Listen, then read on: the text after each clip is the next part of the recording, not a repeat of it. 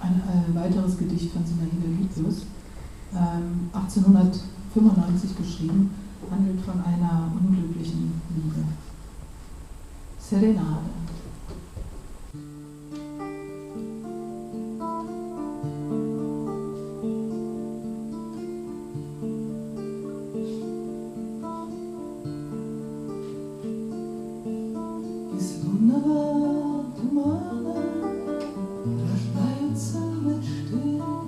Пускай моя седлана меня не любишь ты, путь будет громкий виз, неуловимый тих, пустынем будет трепеть незвучных струн моих.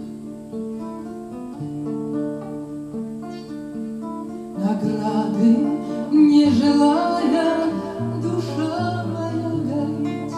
Мой голос, дорогая, к тебе не долетит. Я счастья ненавижу, я радость не терплю.